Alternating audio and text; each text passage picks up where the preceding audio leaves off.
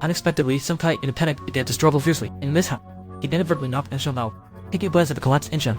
Jingtai ran away without hesitation. As he left, he took Li Zongso's ID card. Oh, they have reslisted. Jingtai went to find it that night. Strangely, Li Zongso's house door was not locked. It seemed intentionally left open for him. After entering, Jingtai searched around. On the table, he found a note. It had the address of his mother's grave.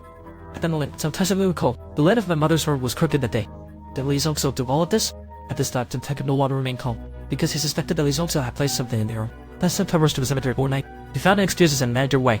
His master blast picked up the urn and ran. After successfully distracting the manager, Jingtai parked in a secluded spot. He directly opened the lid of the urn. As he extended his hand inside, overwhelmed with guilt for his mother, he astonishingly pulled out a bloody knife. The key was that this knife was from his own home. At this moment, Jingtai almost broke down. As he dug further inside, he unexpectedly retrieved a red envelope. Inside, there was a note. In fact, your secret room has been discovered by the police. That's bad news. This blatant threat left Jingtai in tears. At the same time, he felt intense hatred toward the sinner, because the person clearly knew him well enough. It all felt like they were just toying with him. Angry, Jingtai immediately threw the knife into a river. Then he drove off into the night. When he appeared again, it was at Ken-Ken's house. At this moment, he would pose on. The girl Ken-Ken, asking if she colluded with Li Zongso to kill Sula. Faced with Jingtai's seemingly predatory gaze, Ken-Ken quickly explained after a moment of confusion. She and Sula were best friends. How could she possibly harm Sula? Furthermore, it was she who reported Sula's disappearance to the police. Hearing this, Jingtai was furious. The day he was questioning Ken-Ken are all targeting Sula. Now he's claiming the two are friends. Isn't that just treating him like a fool? And immediately after, Ken-Ken's words completely overturned Jingtai's worldview. Turns out Sula and Ken-Ken are tearing each other apart. The other was all part of Sula's plan. The harsher Ken-Ken attacks, the more Brandon's dance will defend Sula. And every time he attacks Sula, he gets paid. Looking at the intimate photos of her and Sula on Ken-Ken's phone, Jingtai was momentarily confused. But when he saw a photo of Ken-Ken holding a red envelope, Jingtai immediately realized it was folded in. He angrily threw the phone back, and took out the same red envelope from his pocket, and pulled out all the red envelopes from the box under the table. He questioned Ken-Ken, how do you explain this? This belongs to Sula. What did you say? She always puts the money in an envelope for me. You say this is all Sula's? But how do you know where the envelopes are? Did you sneak into my house?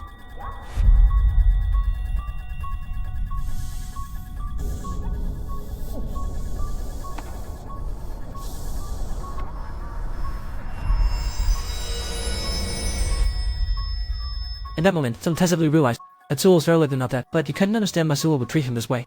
And the story begins to twist here. The director then shifts the focus back to Sula, and she actually isn't dead. He wanted to understand why Sula did this. First, we need to understand her past. She isn't just a pretty girl with a good heart. She thought it was on mentally disabled Beverly. When her family found out, she felt no remorse. Instead, she thought her parents were biased. Literally, she says to the Fatez Victor. After arriving in the city, she became a hostess. Every day, she drank until she vomited. Sometimes she even suffered beatings from customers. This life made her feel desperate. At one point, she began contemplating her life, until one day she went for facial surgery.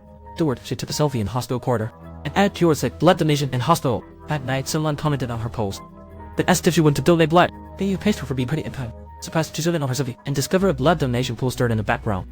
In that moment, it felt like she discovered a new content. She smiled boldly and flamboyantly. Would you know, do you open a computer dessert? She found that Captain Java's teams have raised up to 100 million won. This gave her an idea of self-branding. Her first step was to create an identity for herself. A successful CEO without parents, someone who often helps the elderly and orphans, and she loves to adopt stray animals. Every day, she posts about these on social media. For long, people started reaching out to her privately. Every day, social media posts contain this content. Over time, someone really contacted her privately. They wanted to help her do good and send her money.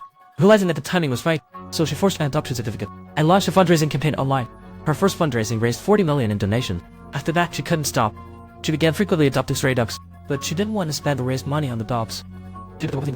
Then she walked the dogs as a cover. She had to buy a baby carrot to build in the mountains. Thus, she slowly accumulated money. Her fame also grew. Comment section was slow paced, but with rising fame, troubles also followed. For rent, these were as worked. She demanded 20 million as hush fee immediately. Otherwise, she'd expose Sula's task as a sport. Now that things were finally looking out for Sula, she wouldn't let anyone win. So, taking advantage of her friend's negligence, she picked up a rock and killed her, thinking there wouldn't be any more accidents. But that day, an accident still happened. At evening, she found a stray cat to use to feed. After picking it up, she cautiously observed the area. Seeing no one, then she raised her selfie stick, and holding the selfie stick, crying and saying a straight ties hurt.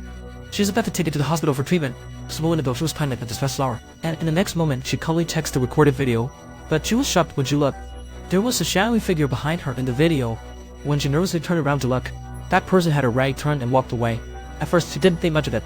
It was just an accident. But the next day, when she was at a training cafe taking photos, she looked up and saw that figure again. In that moment, she suddenly realized she was being followed. At the same time, she remembered the bad things she did might have also been discovered. After returning home, Sula was almost mad, racking her brain on what to do. And she finally thought of a plan. Asked to kill him. and she would use his death to gain a huge weight of attention and sympathy. So the next day, Sula started counterfollowing, documenting everything Jingtai did each day so clearly in her records. She also used Jingtai's lock-picking methods, successfully obtained the door code to Jingtai's house. After long-term tracking, she found that Jingtai had specifically rented a warehouse to store the illicit photos she took. This room full of photos left Sula scared yet exhilarated. After confirming her understanding of Jingtai, Sula began implementing her plan. First, she needed an assistant. Lee Seok-so, who messaged her every day, was undoubtedly the best choice. All she needed was a smile, and Lee Seok-so would do anything for her. Then she voluntarily delivered a room card to Jingtai. Next, she reserved death poses. She put her clothes on a pillow, then stabbed them repeatedly with a knife.